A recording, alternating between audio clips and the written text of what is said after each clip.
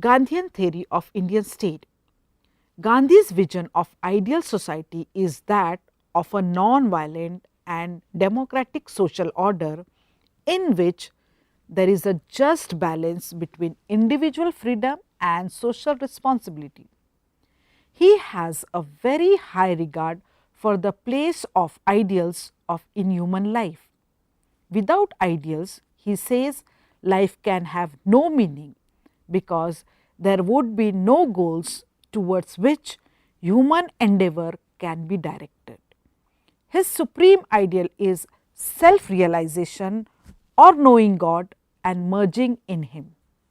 But this, he admits, is not possible entirely as long as man exists in the flesh and remains subject to his desires. What is possible for him is to lead a life and help construct a society that will help him come closest to the supreme goal. Another element in Gandhi's thinking is very significant for his conceptualization of an ideal society. This is the doctrine of bread labor. In broad terms, bread labor means that one should eat only after doing adequate labor to earn it. Gandhiji is positive that bread labor meant manual labor alone and not intellectual labor. His logic is the need of the body must be supplied by the body. He believes that it is the wide gulf between manual and intellectual labor that is the cause of poverty and inequality in society. He believes that only fair means can produce a fair end. In Gandhi's ideal society, satyagraha is particularly stressed as a mean. He writes, this force is indestructible and the force of arms is powerless when matched against the force of love. Advantage of satyagraha is that it is not an esoteric weapon to be used by people specially endowed to use it. He believes firmly that it is an instrument that can be used by all, old and young, male and female, independent of physical strength. The concept of justice forms an important element in Gandhi's view of ideal state. His definition makes it clear. Pure justice is that which is inspired by fellow feeling and compassion. We in India call it the Eastern or ancient way of justice, where such an arrangement exists, there is hardly any need for a third party or an arbitrator. He considers that action alone to be just which does not harm either party to a dispute. His idea was that while all are equal in society, while each has a right to equal opportunity, all do not have the same capacity. Some would inherently have the capacity to earn more and others less. Gandhi quotes Marx on the concept of economic equality, from each according to his ability to each according to his need. If a single man demanded as much as a man with a wife and 4 children, that would be a violation of economic equality. Gandhi upholds this ideal, but does not recommend force to implement it because his creed is non-violence. He formulated his doctrine of trusteeship to resolve this dilemma.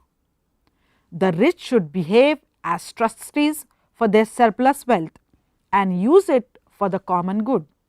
This is their public duty and they ought to renounce their wealth voluntarily.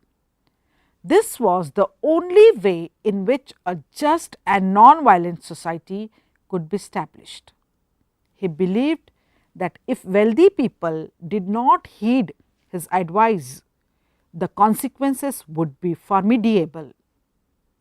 A picture of Swaraj emerges when Gandhi compares Swaraj with Ramrajya. He draws an image of a pure society in which both the government and the governed are led by the highest motives. To quote him, we call a state Ram Rajya when both the ruler and his subjects are straightforward, when both are pure in heart, when both are inclined towards self sacrifice, when both exercise restraint and self control while enjoying worldly pleasures, and when the relationship between the two is as good as that between a father and a son. In emphasizing a return to village life, Gandhi makes it very clear that he does not mean the villages of the past or of the present. Men and women will be free and able to hold their own against anyone in the world. There will be neither plague nor cholera. No one will be idle and no one will be wallow in luxury. Let us now look at the plan he envisaged for the ideal village or community or society. Gandhi's purpose is to make each individual's life more wholesome and rewarding. He says an ideal village will be so constructed as to lend itself to perfect sanitation. It will have cottages with sufficient light and ventilation, built of a material obtainable within a radius of 5 miles of it. The cottages will have courtyards enabling householders to plant vegetables for domestic use and to house their cattle. The village lanes and street will be free of all avoidable dust. It will have wells according to its needs and accessible to all. It will have houses of worship for all. Also a common meeting place, a village common for grazing its cattle, a cooperative dairy, primary and secondary schools in which industrial education will be the central fact. It will have panchayats for settling disputes. It will produce its own grains, vegetables and fruits and its own khadi. It is obvious that self-sufficiency is the motto of Gandhi's ideal society, at least for basic necessities such as food and clothing. Moreover, its people cooperate willingly in several activities to make their community life clean and wholesome. The system of justice and education are made rational and socially productive. So, in his ideal village, people labor for self-sufficiency, cooperate with one another and respect each other's religious beliefs and live a life that is altogether healthy. There is no violent competition or conflict and each individual is given a sense of participation and belonging. In Gandhian Ramrajya, however, public opinion cannot be measured by counting of heads or raising of hands. He does not regard this as a measure of public opinion. The verdict of Panchayat's Panch should be regarded as the voice of God. Those who raise hands are not the Panch. Gandhi's democracy underscores strong emotional bonds between the individual of a locality who are guided by a public spirit and decide to cooperate in order to solve their common problems. Gandhi's ideal of democracy is to be attained not through the conventional system of adult suffrage, but representative voting of the local communities. He said that there were 7 lakhs villages in India and each would be organized according to the will of its citizens. Then there would be 7 lakhs votes. In other words, each village would have 1 vote. The villages would elect their district representatives and the district administration would elect the provincial administration.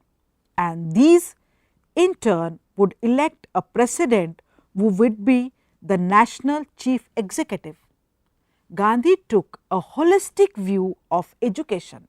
He believed that one should be able to acquire self restraint through education. He made a distinction between acquiring information and true education. Acquiring information could help one earn one's living, but because it could not build character, it could not fulfill the main purpose of human life. There is no true education which does not tend to produce character, and there is no true religion which does not determine character. Education should contemplate the whole life. Here, memorizing and book learning is not education. Gandhi says, I have no faith in the so called system of education which produces men of learning without the backbone of character. His desire was that Indians should create a system of education that would lead to national resurgence in the social and cultural fields and make them aware of their great heritage. I conclude that Gandhi, India and many other states have tried to accomplish his state. India has come up with 73rd and 74th amendments to the Indian constitution which deals with Panchayati Raj institutions and municipalities. These amendments are the echo of Gandhism, where he talks about decentralization of powers. Gandhi suggests confirm more powers to the villages so as to decide their fate by their own. Thank you.